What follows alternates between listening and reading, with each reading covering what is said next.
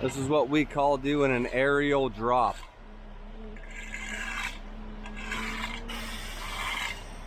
I should have wore a raincoat. Yeah, real high.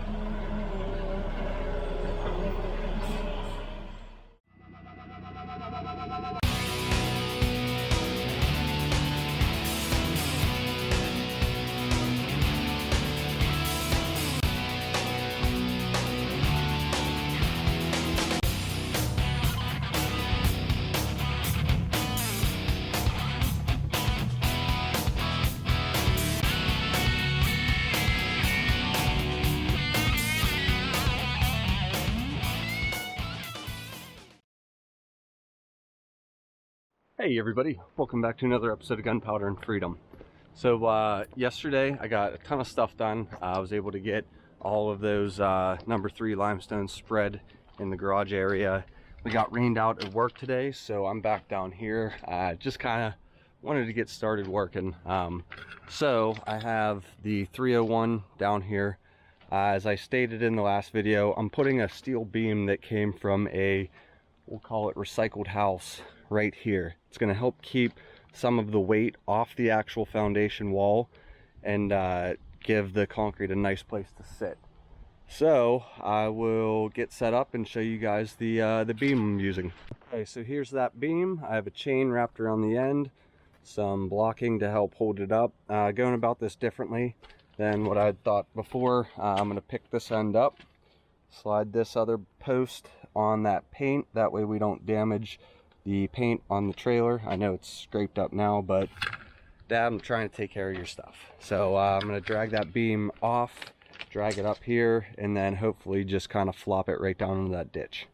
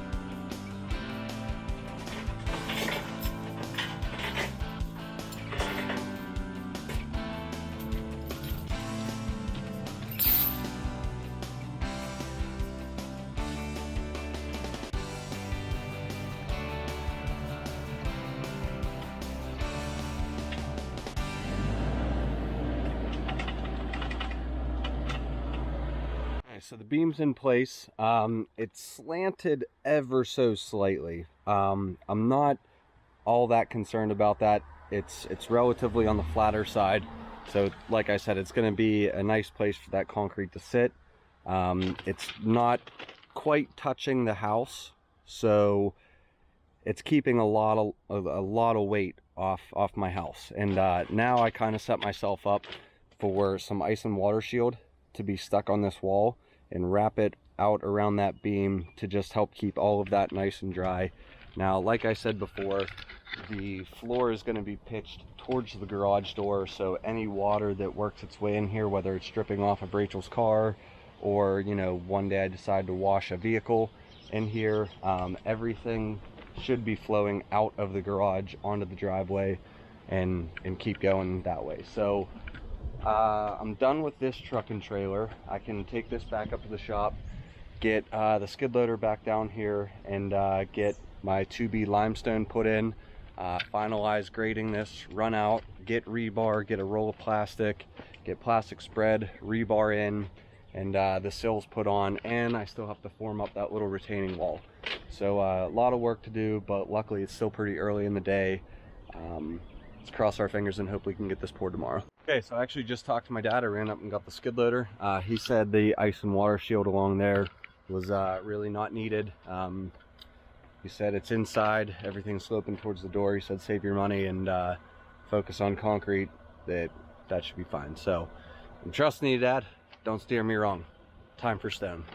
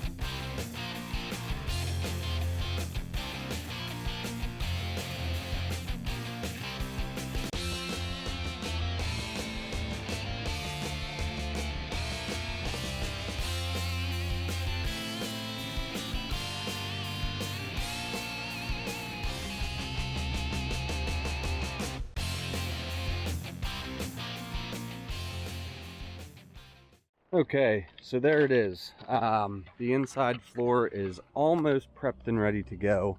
The next step is plastic and then rebar, and we're good.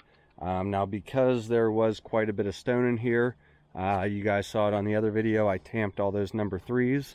I spread a bunch of number 2B limestone today. I got that close to height, tamped it all. Both ways I went back and forth as well as side to side. And then because we are tapering the floor up, we are going to be a little bit thicker on our block foundation back here. So I sprinkled a little bit more stone to kind of mound it up. It's not up much, maybe a ½ inch, but that's going to save me on a little bit of concrete. I know we're going to have probably 5 to 6 inches of concrete back here, so plenty thick enough. And then I retamp this all again. So the next step is I need to go up to the garage. I need to take the skid loader tamper back up. Then I need to get my work truck, go down to our local hardware store, Danbaugh Lumber, get some lumber and form up this retaining wall here, as well as the sills. I need to pad this sill out. Let's make sure you guys can see it. I need to pad this door sill out 3 inches to compensate for the stonework that I'm going to be doing. What we try for is to set our garage door sill up so that the finished edge lines up with the finish on the outside. In this case, it'll be stone, so we want this to be close to where the stone is going to be. So I need to pad that out, put the door sill on. This one will just be running flush, so I can just tap con that guy right on to that block there and push some of that gravel so that board doesn't push. And then tackle this wall. If I can get all that set up and ready, we can throw plastic and rebar in tomorrow morning. That way, if we do get a little bit of rain, that rain's not going to set on that plastic. And then because if that happens, then you pour over top of it, you're putting more water into the concrete, it weakens it. So just to help eliminate any sort of, take the rebar out, flip the plastic, get the water off, put it back in. We'll just do that all tomorrow. So I'll be right back.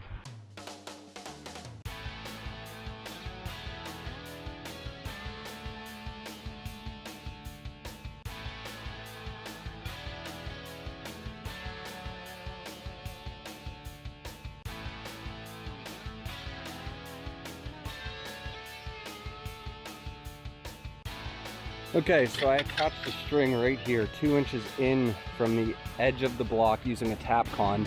I went into the mortar joint so I didn't disrupt any of the actual block. Ran a string over to here. I have a crow pecker at 2 inches in from that side, so I could have an equal distance running my string. Now at the end of my form down there, I can pull 2 inches off that string line right there to make sure this wall is nice and straight with my foundation wall.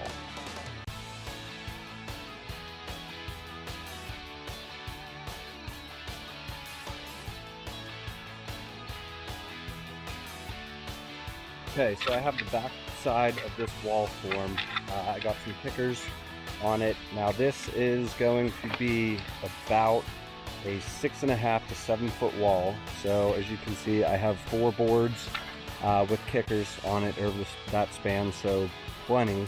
I have, it's hard to see, but I have a couple smaller boards running straight into the dirt on the bottom. As long as the top stays straight, I'll be happy. It's mainly just to hold back this. I'm probably going to be running stone veneer on the face of this, so we do want it to be straight, but if it, you know, it's going to be good. I learned my lesson. I had a couple people kind of critique me real bad on my garage floor, so this thing isn't pushing. Now that I have the backside formed, I can go ahead and I can drill probably 4 to 5 holes into that footer for my rebar to stick down into. I'll build my rebar grid, and then I'll go ahead and I'll form up this side of the wall, make my plumb line out here, put a 2x8 in there, and we should be all good.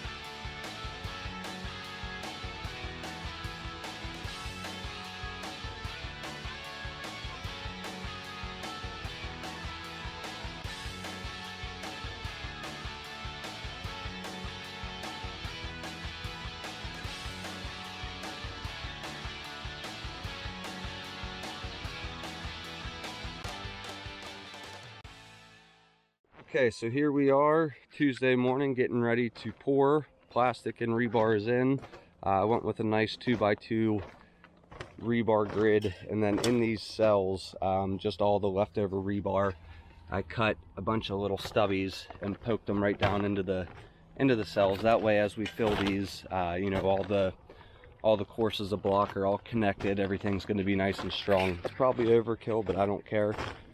This wall specifically, I wanted to make sure it was as strong as possible. So everything's ready, just waiting for concrete. I was thinking we're going to power buggy this, but we might have a little surprise for you guys. Stay tuned.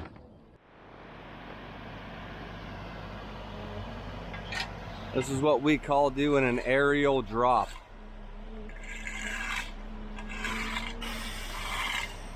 I should have wore a raincoat. Yeah, real high.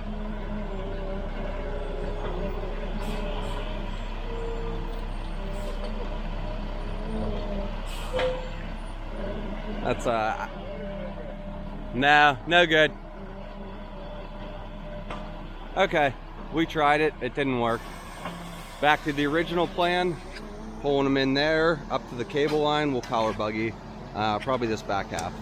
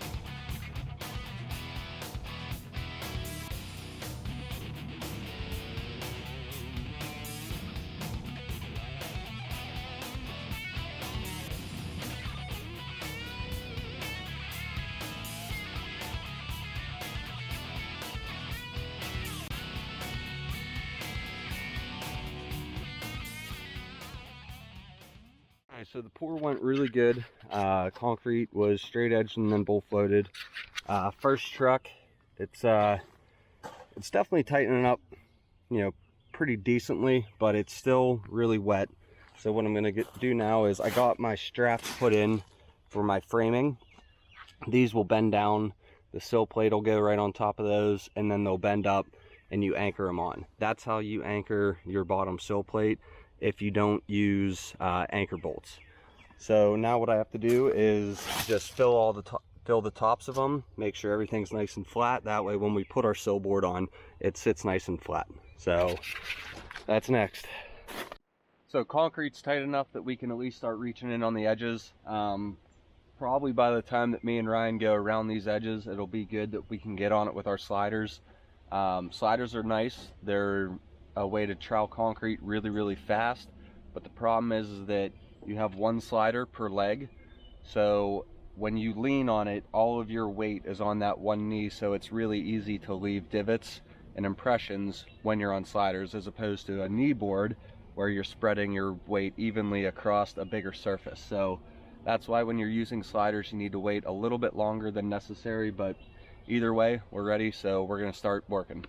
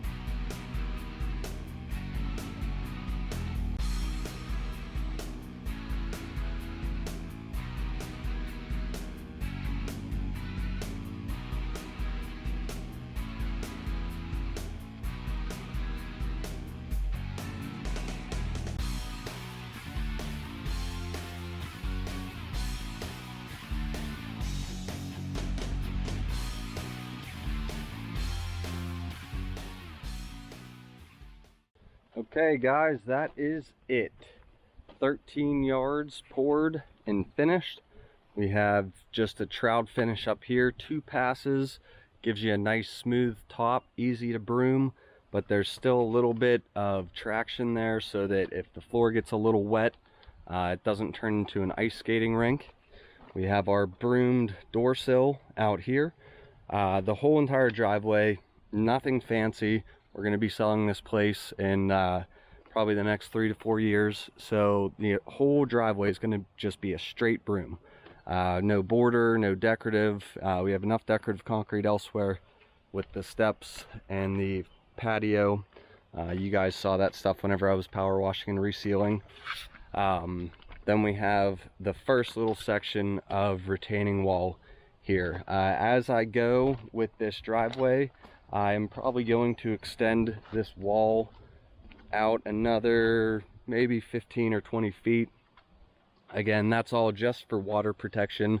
Water coming down off that hill, I want it to get caught, go down our French drain and exit down there. You guys saw that in a previous video as well. I need to pull the rest of the lumber, probably give that a few days. I want this wall really strong, really dry. That way when I go to pull these back forms, that doesn't shift, it doesn't kink and send a crack down it. The next step here is to grade this. I guess keep ripping the driveway out. I'm going back and forth on if I want to do this in sections and just kind of tackle it by myself, or what I want to actually do. But either way, I need to get more concrete ripped up. Concrete height is going from here, the top of the door sill, down to my sidewalk right here. So again, tear the concrete out further, form that up, pour it, I don't know, maybe do it all in one, I don't know.